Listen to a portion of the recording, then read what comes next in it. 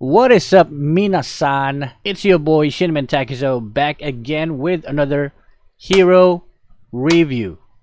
I gotta stop doing that. So a new challenger has been released in the original server recently, and this guy is Aldous. Or should I say, big right arm one punch guy. You may have seen gameplays where this dude does like 4 to 5k damage per hit, and you're thinking, hey, that's a pretty good hero that is worth my diamonds and battle points. So here is where I cut in and give you my opinion from the 15 to 20 games that I played with him, so that you, if you haven't bought him already, will have an idea what you're getting into. And again, this isn't really a guide on how you play him. This is more like just to give you a complete idea who Aldous is or what he does. So let's start with the basics.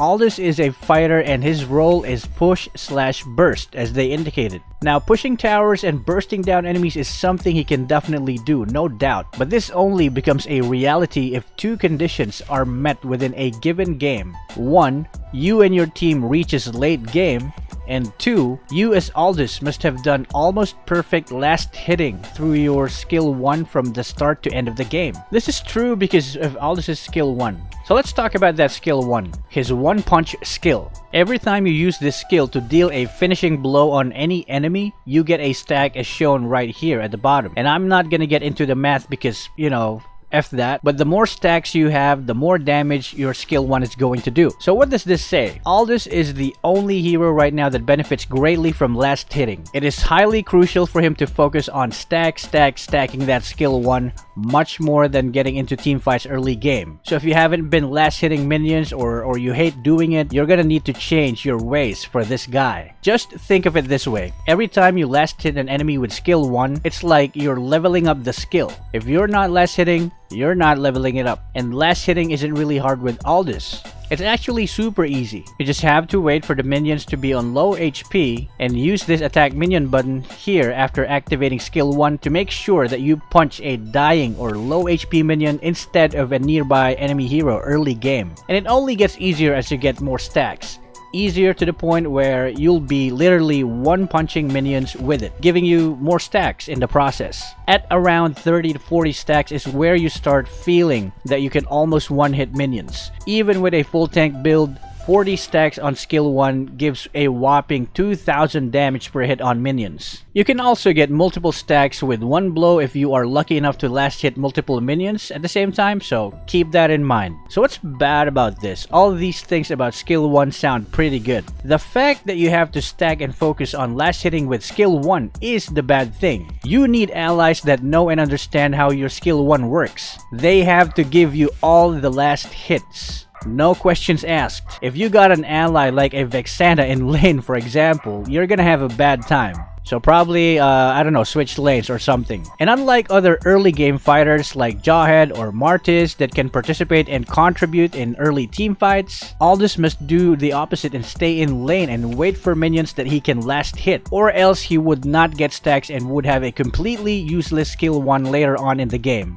And yes, you can probably initiate a gank with your ultimate as soon as you hit level 4 early game, but that again is taking you away from the stacks that you could have gotten if you stayed in your lane, which should be your #1 priority. Aside from that, the range of skill 1 and your lack of dash makes it really hard for you to apply your fist to the enemy's faces, especially if they have mobility skills. Most of the time, you would have to ignore the enemy in front of you just to last hit a minion with your skill 1. You just have to take their hits while you're doing your business. Now let's talk about his passive. It is simply another counter or stack icon you have to look at in this area here at the bottom of your screen. Every third basic attack, a portion of the damage you deal gets converted into a 3-second shield. Now take note, the shield amount depends on how much damage you deal on that third strike. So it would only make sense to do 2 basic attacks, getting 2 stacks on the counter, then do a high damaging skill 1 as your third basic attack to gain more shield compared to just doing a regular basic attack. So wow, right? If you manage to keep the rhythm going, like attack, and then skill 1 or punch, skill 1, you'll always have a big shield waiting for you, right? And this shield is great for turning around fights. People wouldn't expect a shield or a big shield to randomly pop up while in the heat of the battle. Diving towers is also safer with this passive since the shield can take a few shots, giving you time to walk out of the range of the tower. The thing that slightly makes this passive difficult to take advantage of is enemies. Aside from carefully looking at minions' HP to be able to last hit them, you now have to also worry about stuff like, did I do 2 basic attacks already? Is it time to use skill 1 for a 3rd hit so I can get a big shield? You will find yourself constantly looking at the passive counter and the shield on your HP bar because the counter only starts after the 3 seconds of having the shield has run out. So you can't really just do like attack, skill 1 in a rotation and be done with it. Aldous' skill 2 is pretty simple. You press it, you gain movement speed, immunity to basic attacks, and 50% damage reduction from everything. You can early activate it again for a second time or wait for it to wear off, and the shield will explode, stunning everyone around you for 1 second. So it's a good defensive skill and a slightly good escape or chasing skill. Slightly because it only lasts 2 seconds. And the movement speed is not that great compared to how Jawhead can run fast as fuckboy with his skill 2. The immunity is a nice thing to have against marksmen or some fighters in general, but do not expect to be able to spam this skill. It has a pretty long cooldown for a skill that only lasts 2 seconds. You can't be jumping into an enemy team formation and expect skill 2 to give you like god mode survivability, as they can burst you down right after the skill runs out. You will get stunned and get wrecked after, just like every Alotard ever. And finally, skill 3. Aldous' ultimate, where he literally drills enemies from across the map. It's like a Johnson's ult, but instead of a car, you're an airplane on autopilot who doesn't have to worry about crashing into walls. Aldous locks onto an enemy and flies to them, causing a knockback effect and physical damage on hit. This ultimate is very good, and it's also somewhat bad. But before we get into that, let's make sure we know how to use it. So it has 2 parts or 2 activations. Pressing it for the first time gives you vision of all the enemies in the map for a few seconds, and during this time, you can press it again and hold it down, release it on the enemy you want to travel to. So what's so good about this skill? It is mostly used to get to a specific enemy hero in any part of the map. I find it really effective in joining a 1v1 fight going on the other side of the map, just like an Angela would, or maybe finishing an escaping low HP enemy hero, or even chasing a Fanny and interrupting her cables. But this skill can also be used in a lot of ways, like for example scouting, like finding where the enemies are, just like how you would use Yi Sun-shin's ultimate. If all enemies are missing from the map and you want your team to know where they are, use the ultimate and boom, they pop out. There they are. Very helpful in figuring out if they're setting up for a gank or maybe doing Lord, Turtle. Now the thing here is, if you don't do the second part of the skill where you lock onto an enemy and travel to them after revealing them, the cooldown on this skill will increase. So yeah, you can simply fix that by locking onto the enemy anyways and cancelling it right away. And you can do that by swiping the skill 3 button while mid-air, so you can do a short dash to a direction you like while cancelling the flight. And in doing so, and doing this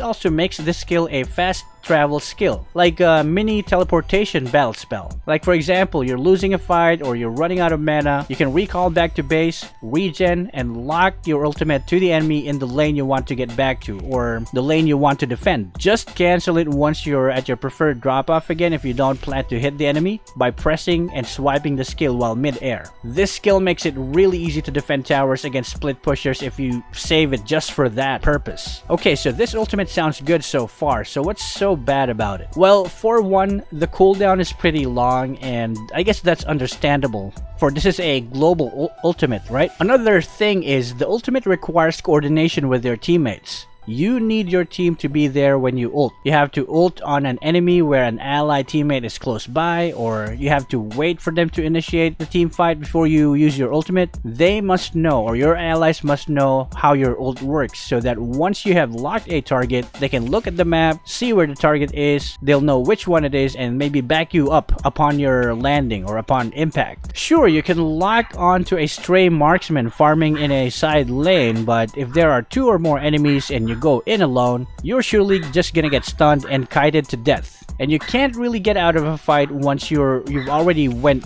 deep with your ult, because again, Aldous lacks mobility, so pick up Flicker for that. So yeah, to summarize all these blabber, Aldous is a late game hero, just like most marksmen. Yes, you can 1 or 2 shot enemy squishies late game, but only if you focused on stacking your skill 1 early to mid game. Skill 2 is a great skill for survivability, but 2 seconds is too short for you to use it as a chasing skill or a running away skill. You can get very high shield from your passive if you can manage to activate it at the right times. He is an immobile character, so take Flicker. He will also be a burden if the enemy team's lineup is an early game composition, for example, Jawhead, Grok, Angela, Kagura, Akai, all in one team.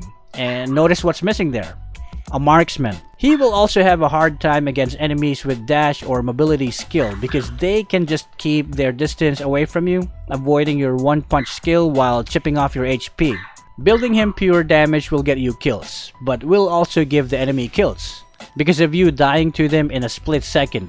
Building him tanky is okay. He does more damage than regular tanks if you stack your skill 1 enough, but he's not gonna be as tanky due to lack of tanking enhancing skills. Like for example, Gatot's extra armor whenever he's low HP, stuff like that. And he is prone to getting stunned and bursted down, so be aware of that. Be very careful of that. Lastly, in his current state, it will be really hard for him to break through into the meta of high mobility heroes like Hayabusa, Gusion, Grok, or even Jawhead and Martis. But hey, let's wait for buffs or adjustments, I guess. They always do that, right? I rate this hero 1, as in One Punch Man. Yeah. Figure that out. And this again has been Shinman Takizo. Thank you so much for watching. Please leave a comment below. Let me know what you think about this hero, if you've used him or if you have not used him, if this helped you at all. And again, see you in the next video. Peace. お前はもう死んでいる。何？